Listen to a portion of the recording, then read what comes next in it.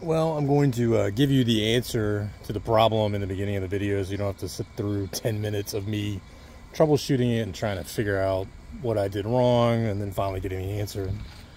But on the, I think they're good through like 2002. I think it was a 96 to 2002 was the model year for this truck. This is a 97. It's a K1500 with a 5.7 liter V8.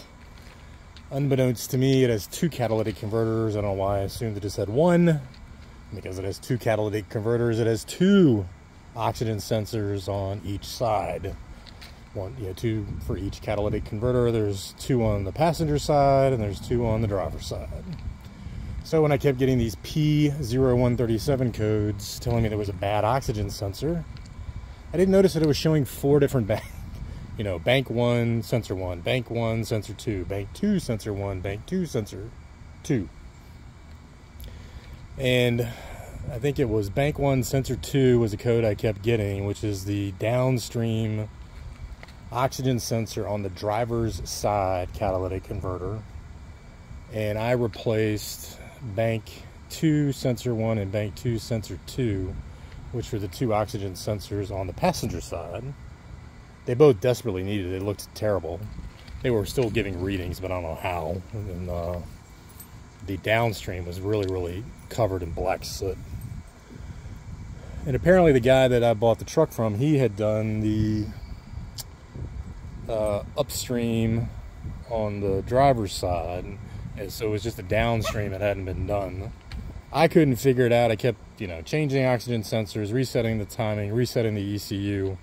And I drive it 20 miles, stop, fill up with gas, come back in 4 miles to the T, it would throw the code. And I couldn't figure out why.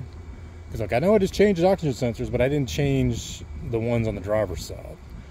So the downstream oxygen 2 sensor on the driver's side was bad. It wasn't giving any readings at all. It was just totally dead. It was pitch black.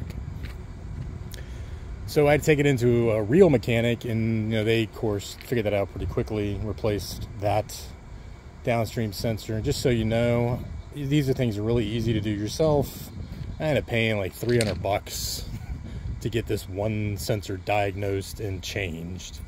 The parts, you can get them from Rock Auto. They're like $20 for the oxygen sensors, even the Bosch ones. If you go to AutoZone, they're like almost $60 each.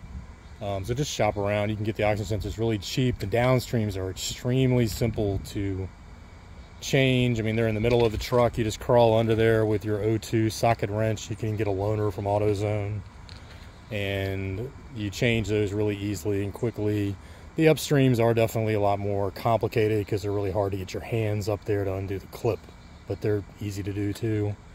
It's something you don't need any real special tools other than the oxygen 2 socket, or if you've got a 22 millimeter wrench, that'll work as well. But you can watch the whole video and see it, but that's what the whole problem was. It was just a bad oxygen sensor. There's 4 of them on a 4.7 liter V8 truck. Not 2, but 4.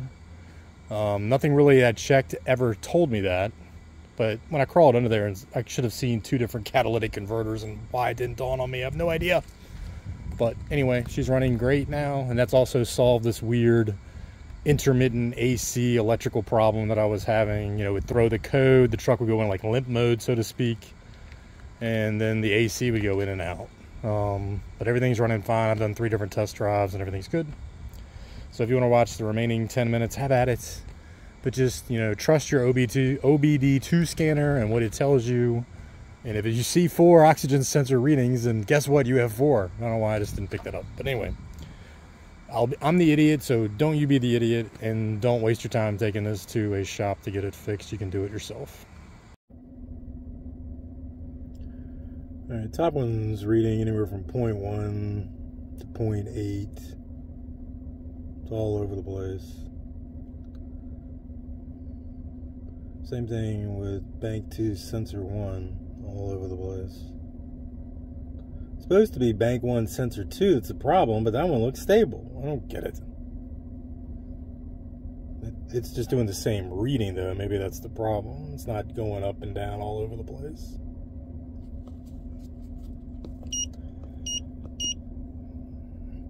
Like the rest of them all drop to like even below 0.10, and then they go all the way up to like almost 0.9. But bank 1 sensor 2 is pretty much just staying around 0.40. It's not changing. Look at the difference in bank 1 sensor 2 and bank 2 sensor 1. It's bouncing all over the place where B1S2 isn't doing anything. I don't know. I give up.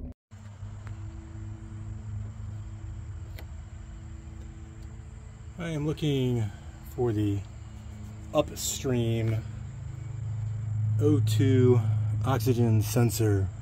I'm not sure where the wire connector is. I found the sensor, but I'm not sure where the daggone connector is.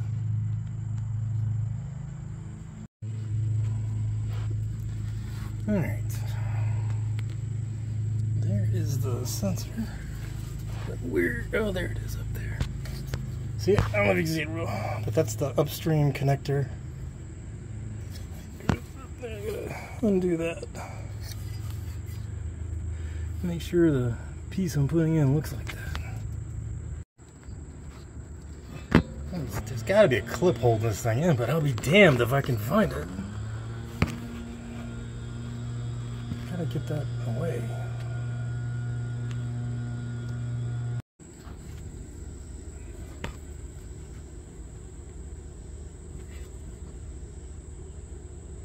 I am struggling to get this tab to release so I can disconnect the old upstream O2 sensor.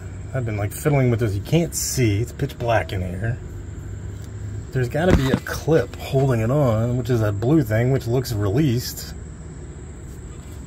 Where is the other part that has to be released?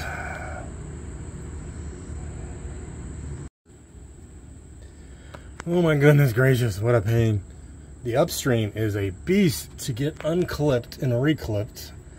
There's very little slack on the, I guess it's the male connector. So when you're connecting the new oxygen sensor to the plug, it's hard to get your hands in there to A, unclip it, and then B, hold the back of it while you clip it securely. But I finally got it done. Don't be an idiot like I was the first time. Make sure you screw this piece in first before you connect the clip.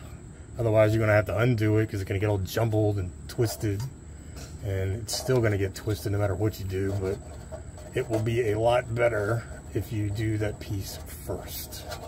So I'm just warning you because it's a pain to unclip and clip. Screw this in first, then clip it. Make sure your wire points are covered, and then make sure your clip is in there really good before you restart. I disconnected the negative battery, and I'm resetting the ECU while I'm doing this, so I'll get a clean start, pick up the new sensors. The downstream is easy, but the upstream's a pain. But it's definitely a job you can do yourself. You don't need really any special tools. 22mm socket. You can also borrow the oxygen sensor socket set from AutoZone. What else? That's about it. So just PB blaster it, let it sit for a few minutes, unscrew it, screw in your new side, then connect it. Of course you have to disconnect all the old stuff first, but anyway, that's it. You can do this. New Bosch parts are about 130 bucks for the up and the down. I don't know what a shop would charge you, but it's definitely worth doing yourself. Moment of truth.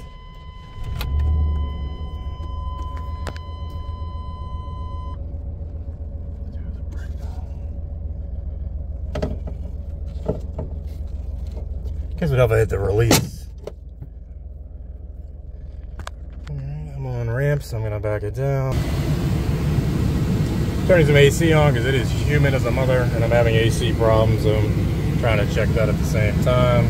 Gonna let it idle for like good solid 10 minutes so it can reset itself, and then we will test drive it and see if we get the check engine light to come back on again. Let's hope not.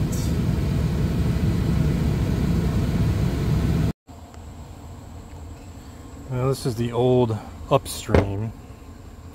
You can tell from the plugs, by the way, in case you mix them up when you're taking the new ones out. But you see, it's pretty bad. It looked new when I looked at the body, but it's old, really old. I doubt it's 200,000 miles old, but it's probably 100,000. And this is the downstream one. This is the one that I'm getting the error message on. And it's like burnt, nasty. This is the plug for the downstream in case you pull out the new ones and you forget what goes where. You won't be able to make a mistake because only one plug fits in one. So this, but that's what they look like when they're spent and not working. This one apparently was still working, but it couldn't be far, so I'm glad I changed them both. And I don't know what brand these were. I put Bosch in this time. I had Walker ones, but I took them back, and I'm like, hey, there's no warranty, they're cheap. So I put the Bosch ones in. We'll see how they do. But that's what old O2 oxygen sensors look like. Well, same damn problem. Drove out to Chulo, which is like, I don't know, 14 miles. Stopped, filled it up with gas. You know, stopped, went inside, started back up, drove down the road 4 miles. Bing, check. You know, service, engine soon, throw in the same code. And the same Bank 1 Sensor 2 is not working. I think it's got to be the connector because it's got a brand new oxygen sensor on it. There's no way that's bad. Everything else working, but 2 is just not even giving a reading. So it's got to be the connector. Well, it took a real mechanic to figure out the problem. In a 5.7 liter V8 Vortec engine, it has dual catalytic converters. So that means it has 2 sets of oxygen sensors on each side, one on the driver's side and one on the passenger side. I only changed the 2 on the passenger side, the up and the down. I wasn't aware there were 4. I don't know why I didn't notice 2 catalytic converters when I was under there, but it has 2. Apparently one of the driver's side ones, which I think is the upstream one, had been recently replaced. It looked like brand new. The 4th one, the downstream one, was not, and that was the one throwing the code over and over. So that was the Bank 1 Sensor 2 code I kept getting, and I just wasn't aware there were 4 oxygen sensors. Should have kind of picked up on that with the tool because it read 4 and one of them just wasn't reading at all, and that's the one that was not functioning.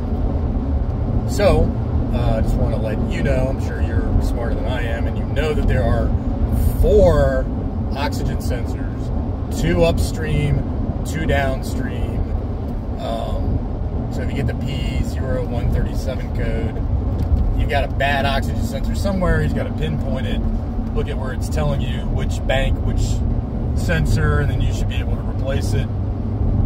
To me, if one is going bad, they're all about to go bad, so you might as well just replace them all at the same time. And you ought to make sure you get a fuel induction cleaning system done at a minimum of every 100,000 miles, because the sensors I pulled off were just so black, so bad. And I'm sure they've been replaced, but the catalytic converter in the fuel system probably has never been cleaned. So I did a BG fuel inductive cleaning service, try to clean out the carburetors and the catalytic converters and the entire fuel system.